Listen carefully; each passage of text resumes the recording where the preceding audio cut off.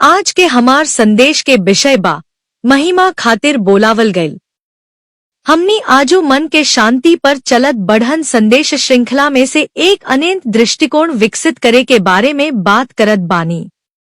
मन के शांति परमेश्वर के ओह बढ़न आशीषन में से एक बा जेकरा वो आपन लोगन के देला, जैसे कि हम यशाया 26:3 में पढ़नी। बाकिर शांति आपनाप जीवन में न आवेला। मन के सच्चा शांति पावे खातिर रवा लगे अनेक दृष्टिकोण होखल जरूरी बा। दृष्टिकोण मतलब रवा दुनिया के कैसे देखत बानी, सच्चाई के रवा समझ का हा।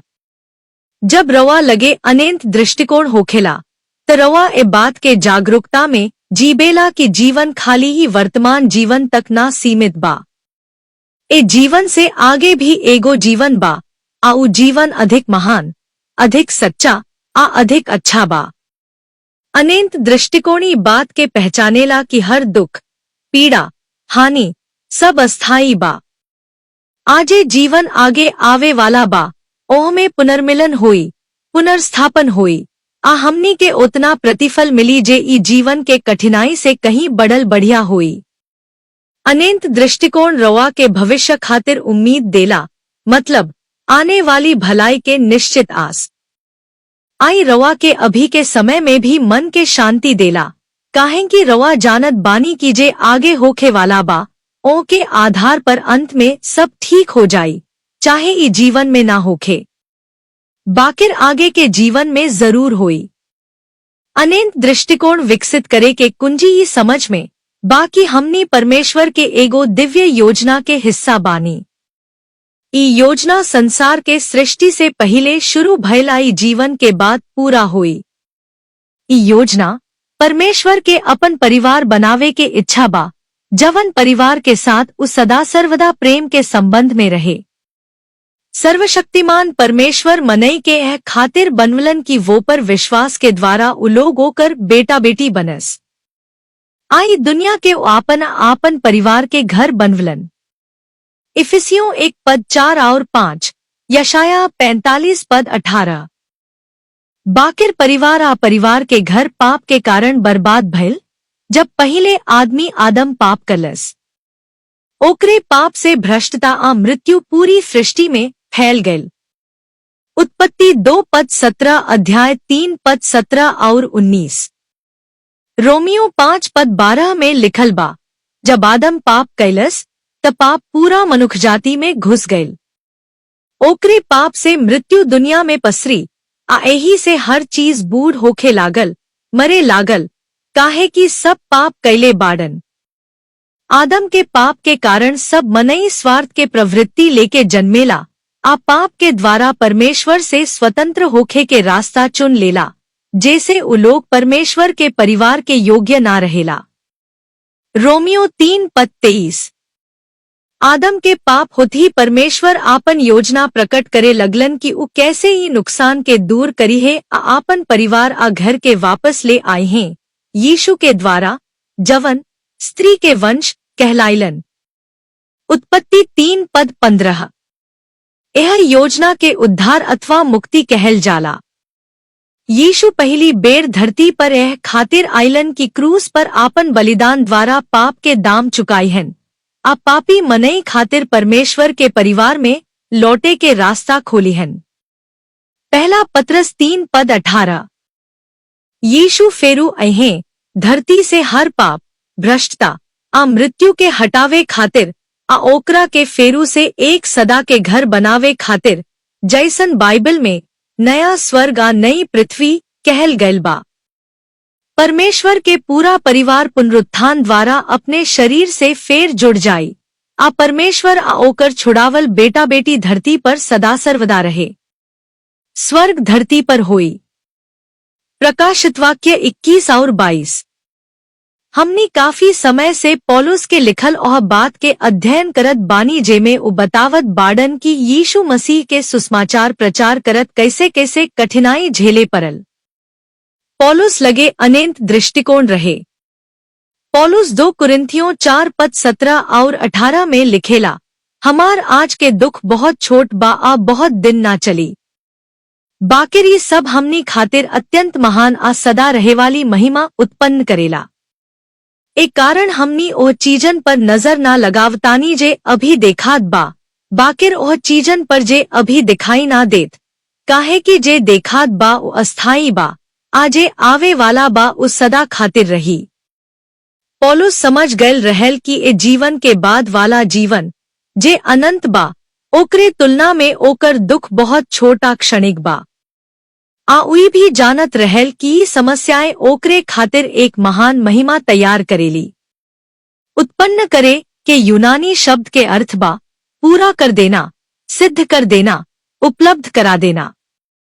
बाकिर महिमा कहा ई आज के हमार मुख्य विषय बा, जब हमें बात के समझत आगे बढ़त बानी कि कैसे परमेश्वर के बड़ी योजना के समझ एक अनंत दृष्टिकोण हमनी के ई कठिन जीवन में भी आशा आ मन के शांति देला। हम पौलुस के एगो बहुत प्रसिद्ध वचन से शुरुआत करीले, रोमियो 8:28। हम जानत बानी कि जे लोग परमेश्वर से प्रेम करेला, जे लोग ओकर इच्छा के अनुसार बोलावल गयल बा, उ लोग खातिर परमेश्वर सब बात के मिला के भलाई ही निकलवाला बना देला। देखी, परमेश्वर लोगन के आपन योजना के अनुसार बुलावेला। उद्देश्य योजना के मतलब हा एगो इरादा, एगो लक्ष्य अथवा ओ अंत जवन परमेश्वर पूरा करे के चाह। परमेश्वर उ लोगन खातिर सब बातन के मिला के भलाई करे में सक्षम बा जवन लोगन के अपन योजना में बुलावेला। एही से जुड़े अगिला पद में पौलुस हमनी खातिर परमेश्वर के योजना बता देला। रोमियो 8:29, काहे कि जेकरा के उ पहिले से जान लेहलस, ओकरा के पहिले से ई ठहरा देहलस कि उ लोग ओकर बेटा के छवि के अनुरूप बनल रहो, ताकि उ बहुत भयन में पहिलौठा ठहरे। परमेश्वर ओकरे चुन लहलन कि उ लोग ओकर बेटा जैसन परिवार के रूपस्वरूप में ढल जाव। यीशु एह परिवार के पहिलौठा बनी जिसमें बहुत भाई होखी। परमेश्वर हमके हमार जन्म होखे से पहले ही जानत रहलन। उ पहले से एह बात के ठहरा दहलन, मतलब पहले ही निर्णय कर दहलन कि हमनी ओकर बेटा बेटी बनी, ऐसन पुरुष आ नारी जवन यीशु के छवि में ढलल होक्सु। अनुरूप शब्द खातिर यूनानी में जवन शब्द इस्तेमाल भइल बा, ओकर मतलब हा एक जैसन रूप में ढलल, साझा स्वरूप में गढ़ल अथवा एके आकार छाप वाला। परमेश्वर चाहेला कि ओकर बेटा बेटी चरित्र आचरण में यीशु जैसन होक्सु। आपन मानवता में यीशु परमेश्वर के परिवार के नमूना हवन। याद राखी, यीशु देहधारी परमेश्वर हवन, पूरी तरह मनुष्य, बाकिर पूरा परमेश्वरत्व बनल रहेल। हम यीशु ना बन जाइले, न अपनी पहचान खो दिहल जाला। हमनी ओही रूप में ढलत बानी जवन परमेश्वर पहिले से हमनी खातिर चाहलन, पाप से सृष्टि के बिगड़ल रहे से पहिले, ताकि हर विचार, हर प्रेरणा, हर कहा सुनी, हर काम में स्वर्गीय पिता के महिमा प्रकट हो सके। अनुरूप शब्द नया नियम में खाली 2 बेर इस्तेमाल भइल बा। पहली बेर यही रोमियो 8:29 में, दूसरी बेर फिलिपियों 3:21 में। फिलिपियों 3:21 में पौलुस बतावत बाडन की पुनरुत्थान में हमार देह के का हुई, यीशु हमार नाशवान देह के इतना बदल दे है कि उनकर महिमा में देह के अनुरूप बन जाई। अब फेरू वापस आवत बानी रोमियो 8 पर। पौलुस जब परमेश्वर के उद्देश्य बता देला, तब वो समझावेला कि परमेश्वर कैसे पापी मनई के बदलला। परमेश्वर पापी पुरुष महिला के बदल के ऐसन लोग बनावेले जे मसीह के छवि के अनुरूप हो जाए आ परिवार के समानता धारण कर सके। रोमियो 8:30, जेकरा के उ पहिले से ठहरवलस, ओकरा के उ बुलवलन, जेकरा के बुलवलन, ओकरा के धर्मी भी ठहरवलन, जेकरा के धर्मी ठहरवलन, ओकरा के महिमा भी दहलन। जब हम पाप से मन फिराइले, यीशु के सामने उद्धारकर्ता आ प्रभु बनके घुटना टेकनी, तब यीशु के बलिदान के आधार पर सर्वशक्तिमान परमेश्वर हमके धर्मी ठहरा देला, मतलब हमके निर्दोष घोषित कर देला आ आपन परिवार में ले आवेला। जब हम धर्मी ठहरा दिहल जाली यानी यीशु पर विश्वास के द्वारा परमेश्वर के नजर में सही ठहरा दिहल जाली, तब परमेश्वर आपन आत्मा के द्वारा हमरा भीतर वास कर सकेला, हमके आपन अनंत जीवन दे सकेला आ हमके अपन बेटा बेटी बना सकेला। के नवा जन्म कहल जाला। यूहन्ना 1:12, यूहन्ना 3:3 और 5, पहिला पत्रस 1:3 आदि। यही से हमनी में महिमा की प्रक्रिया के शुरुआत होला, मतलब मसीह के छवि में ढलना के प्रक्रिया। महिमित होखे के अर्थ परमेश्वर के आत्मा से जीवित हो जाना, हमार पूरा अस्तित्व अनंत जीवन से भर जाना। मसीह की छवि के अनुसार महिमित होखल एक लगातार चलत प्रक्रिया है, जेकरा शुरुआत परिवर्तन से होला आ जेकरा पूर्णता मृतक के पुनरुत्थान में हुई। ये परिवर्तन खाली भविष्य के चीज ना हा, ये हमार पूरा मानवता के इलाज हा। ये बिगड़ल दुनिया के टूटापन के भी इलाज हा। पाप के कारण सभे मनई आत्मिक रूप से मृत बा अथवा जीवन के स्रोत परमेश्वर से कटल बा। दुनिया के हर समस्या के मूल कारण पाप हा, आदम के पाप से शुरू होके। ये समस्याएं मृत्यु के छोट छोट रूप हई। यीशु यह खातिर अइले आ मोले कि हमके मृत्यु के हर रूप से छुड़ा सकसु। 2 तीमुथियुस 1:9 और 10। ई परमेश्वर हा जवन हमके उद्धार दहलस आ पवित्र जीवन जीहे खातिर बोलवलस। खातिर ना कि हम योग्य रहीं, बल्कि ऐसे कि उकर योजना रहल संसार के बनल से पहले कि मसीह यीशु के द्वारा हमरा पर आपन प्रेम आ कृपा प्रकट करे। अभी सब साफ हो गल बा काहे कि उद्धारकर्ता यीशु मसीह आ गल बाडन। मृत्यु के शक्ति के तोड़ दहलन आ सुसमाचार के द्वारा अनंत जीवन के राह हमनी पर प्रकट कर दहलन। रोमियो 5:10। जब हम परमेश्वर विरोधी ही रहीं, तब हम ओकर बेटा के मृत्यु द्वारा परमेश्वर से मिलकर लेहनी, त अब बहुत बढ़ी के जवन अब मिलकर लेहनी, हम ओकर पुनरुत्थान जीवन के द्वारा रोज बरोज पाप के अधिकार से मुक्त होब। इफिसियों 1:13 और 14। जब रवा मसीह पर विश्वास कैलो, तो रवा पर अपनी मुहर लगा दहलस, पवित्र आत्मा देके, जेकरा वादा उ पहिले से कैले रहेल। आत्मा गारंटी बा कि परमेश्वर हमनी के उ सब कुछ दीही जेकर वादा उ कैले बाड़े, काहे कि उ हमनी के अपन लोग बना के खरीद लेहलस। ई सब हमार महिमा में परमेश्वर के स्तुति करे के एगो और कारण हा। ई आज के मुख्य बिंदु त नइखे, बाकिरी बहुत महत्वपूर्ण, बहुत कीमती सत्य हा। ई जानल कि रवा परमेश्वर के अनंत योजना के हिस्सा बानी, ऊ भी ओकरा चुनाव से रवा के इस समझे में मदद देला कि परमेश्वर के नजर में रवा के असली कीमत का हा। किसी चीज के मूल्य यह बात पर निर्भर करेला कि ओकरा खातिर कोई कति दाम चुकावे के तैयार बा। पहला पत्रस 1:18 और 20 में लिखल बा, परमेश्वर तोहरा के बचावे खातिर कीमत चुकवले। बाकिरी कीमत सोना चांदी ना रहेल। उ तोहरा खातिर मसीह के अनमोल, पवित्र, निष्कलंक लहू से भुगतान कैलन। परमेश्वर संसार के बनल से पहले ही मसीह के ई काम खातिर चुन लेहलस।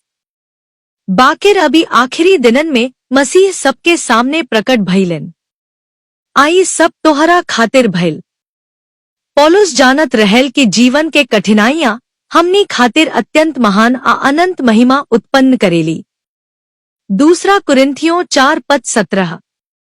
कातिर उनका खातिर जे विश्वास के द्वारा परमेश्वर के बुलाहट पर चलले, जे ओकर बेटा बेटी बनले, जे ओकरा से प्रेम करेलन, जे ओकरा के अधीन आज्ञाकारी बाडन। रोमियो 8:28। लेकिन सवाल बा, महिमा आखिर हका? महिमा शब्द हमार पाप से उद्धारा हमार अनंत जीवन के संबंध में कई तरह से इस्तेमाल होला। सामान्य रूप में इसका मतलब हा सम्मान देना, महिमा से भर देना, आओ सब चीज जे हम आगे के जीवन में पाइब, जब हम पूरी तरह महिमित, पूरी तरह मसीह सदृश बना दहल जैब। मतलब पुनरुत्थान, नया देह, आप पृथ्वी पर वापस आना।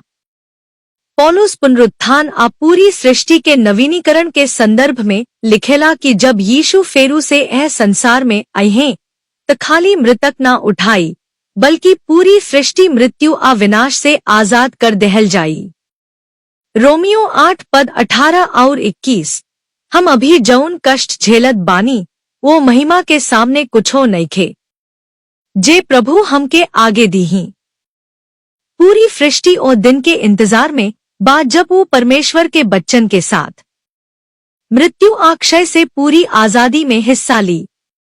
अब जब हम उद्धार पवले बानी हम उत्सुकता से यह स्वतंत्रता के राह देखत बानी। पौलुस अकेले ई महिमा के बारे में बात नइखे करता, पतरस भी वही सत्य गवाही देला। पहला पतरस 1 पद 3 और 4। हमार प्रभु यीशु मसीह के परमेश्वर आ पिता के महिमा हो, काहे कि ओकर अनंत दया से हमके नया जन्म मिलल। अब हम अद्भुत आशा के साथ जीत बानी, काहे कि यीशु मृतकों में से जी उठले। पहला पतरस 1 पद 5। काहे कि परमेश्वर आपन बच्चन खातिर एक अनमोल विरासत सुरक्षित रखले बाड़े। ई विरासत तोहरा खातिर सुरक्षित बा, शुद्ध, निष्कलंक, अपरिवर्तन अक्षय के पहुंच से बाहर। परमेश्वर अपने सामर्थ से तोहरा रक्षा करत रही जब तक रवाई उद्धार पना लिहस, काहे कि रवा ओकरा पर विश्वास करत बानी। ई उद्धार आखिरी दिन सबके सामने प्रकट हुई। अब यही बात के मन की शांति से जोड़ल जा परीक्षा के बीच में। याद राखी, पौलुस अपना तमाम कठिनाइयन के क्षणिका हल्का यही से कह सकलन, काहे कि उजानत रहले कि ये सब कठिनाइयां हमनी खातिर एक अत्यंत महान महिमा उत्पन्न करेली जे हमेशा खातिर रहे वाली बा। दूसरा कुरिन्थियों 4 पद 17। पौलुस काहे के महिमा की बात करत रहलन? वो परमेश्वर के ओह महिमा में योजना के पूर्णता की बात करत रहलन, जेकरा में परमेश्वर के बेटा बेटी पूरी तरह महिमित बन जाएं आ सदा सर्वदा अपने पिता परमेश्वर के साथ रही। रोमियो 5 पद 1 और 2। ऐसे काहे कि हम विश्वास के द्वारा परमेश्वर के नजर में धर्मी ठहरावल गयल बानी, हमार प्रभु यीशु मसीह के द्वारा हमके परमेश्वर से शांति मिलल बा। अविश्वास के कारण मसीह हमनी के ओह महान कृपा वाला स्थान में ले आइले जहेवा हम अब खड़ा बानी, आ हम पूरा भरोसा आ आनंद के साथ परमेश्वर के महिमा में सहभागी होखे के उम्मीद करत बानी। यीशु पर हमार विश्वास के कारण हम परमेश्वर के बेटा बेटी बन गए बानी। ये बहुते बड़ा सम्मान, बहुते बड़ा गरिमा के स्थान हवे। याद करीं रोमियो 8 पद 30। जिनके ऊ धर्मी ठहरवलन ओह लोग के महिमा भी दहलन, मतलब उन्हें स्वर्गीय गरिमा में उठावल गयल, स्वर्गीय अवस्था में स्थापित कयल गयल। अब हमनी ओ प्रक्रिया में बानी जेकरा में हमार चरित्र यीशु के समान बनावल जा रहल बा। आ रवा के ई आश्वासन दिहल गयल बा कि जैसे जैसे हम आज्ञाकारी बने के निर्णय लेके उका साथ चलब, तो वैसे वैसे आखिर में हम पूरी तरह महिमित बना दिहल जाइब, यानी पूरा पूरा मसीह सदृश। कुलुस्सियों 1 पद 27। ई बा उभेद, मसीह तोहरा में बसेला, आई है तोहार भरोसा हवे कि तू ओकर महिमा में सहभागी होब, मतलब रवा के महिमित होखे के आशा। पौलुस आगे लिखेला रोमियो 5 पद 3 और 4। हम कठिनाई आ परीक्षा में पड़ेला तो आनंद मना सकीले, काहे कि हम जानत बानी कि ये सब हमनी खातिर भलाई ले आवता। ये सब हमनी के धैर्य सिखावेला, आ धैर्य हमनी के अंदर चरित्र के मजबूती पैदा करेला। आ ऐसन चरित्र हमरा उद्धार के आशा के और मजबूत कर देला। हम एगो गिरल बिगड़ल दुनिया में रहतानी, ई पाप से श्रापित धरती पर बिना परेशानी वाला जीवन ऐसन चीज होखतिये नइखे। समस्या रवा के विश्वास के परीक्षा लेतिया, रवा मन में सवाल उठावतिया, संदेह खड़ा करेलिया। जीवन के कठोर परिस्थिति में हम शैतान के झूठन के प्रति और संवेदनशील हो जानी। परमेश्वर तोहरे से प्रेम नइखे करत। परमेश्वर तोहरे साथ न्याय नइखे करत। आप बहुत कुछ। मरकुस 4:15-17। पहला थिस्सलुनीकियों 3:5। लेकिन जीवन के कठिनाइयां हमरा के एगो अवसर भी देले, धैर्य बढ़ावे खातिर, सहनशीलता मजबूत करे खातिर, आ प्रभु प्रति निष्ठा के गहिरा बनावे खातिर, चाहे हालत काहे ना होखे। प्रेरित याकूब लिखेला, याकूब 1:2, जब रवा नाना प्रकार के परीक्षा में पड़ तो ओकरा के पूरा आनंद समझ। याकूब 1:3 और 4, ई बात पक्का जान ल कि तोहरा विश्वास के परीक्षा धैर्य, स्थिरता आ सहनशीलता पैदा करेला। बाकिर धैर्य के पूरा काम करे दा, ताकि तू ऐसन आदमी बन जा जे पूरा तरह विकसित होवे, जे में कवनो कमी न रहे। परमेश्वर के अंतिम उद्देश्य हवे हमनी के महिमित बनावल। मतलब हमार पूरा अस्तित्व हर हिस्से में पूरी तरह मसीह सदृश बन जाव। हमनी के अंदर अनंत जीवन के पूर्णता भर दिहल जाव। मृत्यु जीवन से निगल ली जाई, जैसे हम दूसरा कुरिन्थियों 5:4 में पढ़िला। ई एगो प्रक्रिया हवे जे पूरा जीवन भर चलत रहेला। ओकर अंतिम पूर्णता यीशु के दूसरा आगमन पर होई। एह महिमा के अनुभव करे खातिर, एह प्रक्रिया के पूरा होखे तक पहुँचे खातिर, हमनी के प्रभु के प्रति विश्वासयोग्य बनल जरूरी बा। पौलुस लिखेला कि जब हम एगो कठिनाई पार कर ली, तई बात हमार भरोसा और मजबूत कर देला कि परमेश्वर हमके आगे आवे वाली हर परिस्थिति में निकाल सकत बा, आ निकाले है। ई हमार उद्धार के आस, हमार प्रतीक्षित महिमा के और दृढ़ कर देला। पौलुस आ याकूब दुन्नो कहेला कि जीवन के परीक्षण में भी हम आनंद मना सकीले। रोमियो अध्याय 5 में आनंद खातिर पौलुस जवन यूनानी शब्द इस्तेमाल कैले, ओकर मतलब हवे गर्व करना, प्रशंसा करना। मतलब कठिन संकट के सामने भी हम परमेश्वर के स्तुति कर सकीले, ओकर विश्वासयोग्यता के घोषणा कर सकीले। याकूब के आनंद शब्द भावना ना, निर्णय के संकेत देला। मतलब खुश महसूस करे के ना, खुश रहे के निर्णय लेवे के, आ अपना के प्रोत्साहित करे के हो आशा से जे हमके आगे मिले वाली बा।